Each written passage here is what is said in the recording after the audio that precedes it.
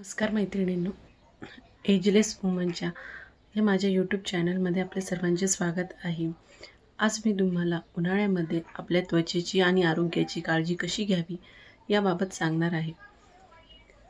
आधी जर चॅनलला सबस्क्राईब केलं नसेल तर प्लीज सबस्क्राईब माय चॅनल। उन्हाळा लागला की घामाच्या धारा वाहू लागतात आणि किती पंखा एसीमध्ये बसले तरी कुठे ना कुठे बाहेर जावेच लागते। मग यावेळी काय करावे? तर सर्वप्रथम पाणी जास्त प्यावे। उन्हाळ्यामध्ये त्वचा आणि आपले शरीर हायड्रेट ठेवले गेले पाहिजे।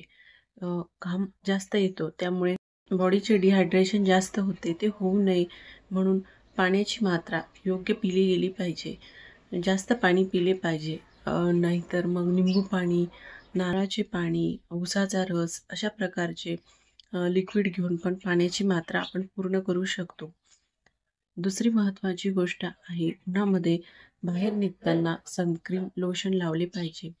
सनक्रीम लोशन हे जास्त SPF असलेले असावे, म्हणजे त्यामध्ये सन प्रोटेक्ट फॅक्टर जास्त असलेला असावा।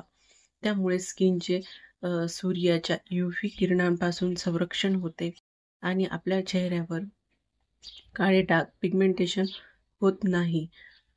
तिसरी महत्त्वाची गोष्ट म्हणजे आपण डोक्यावर आणि चेहऱ्याला स्कार्फ लावला पाहिजे, ज्यामुळे आपल्या डोक्याचे आणि चेहऱ्याच्या त्वचेचे पण उन्हापासून संरक्षण होईल। आणि महत्त्वाची गोष्ट म्हणजे डोळ्यांसाठी गॉगल वापरला पाहिजे। शक्यतो उन्हामध्ये जाणे टाळावे।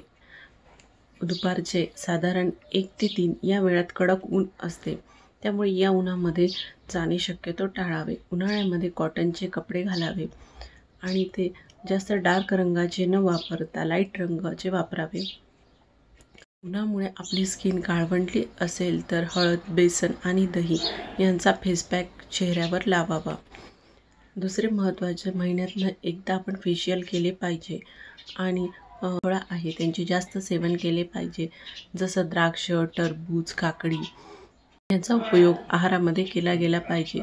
त्यामुळे त्वचा आणि आरोग्य दोन्ही चांगले राहते। उन्हाळ्यात शक्यतो लाईट मेकअप करावा, डार्क मेकअप करू नये आणि रात्री झोपताना व्यवस्थित मेकअप काढून क्लिन्झिंग, टोनिंग आणि मॉइश्चरायझरचा वापर केला पाहिजे। उन्हाळ्यासाठी बेस्ट टोनर 1 चमचा गुलाब पाणी आणि 1 चमचा काकडीचा रस एकत्र करून चेहऱ्यावर लावावे। गुलाब पाणी यामुळे चेहऱ्यावर चमक येते, चेहऱ्यावर ग्लो येतो आणि काकडीचा रस पण त्वचेला पोषण देतो, म्हणून हे दोन्ही एकत्र करून टोनर बनवून चेहऱ्याला आपण लावू शकतो। तसेच काकडीच्या रसामुळे डोळ्याखालील काळे देखील कमी होण्यास मदत होते।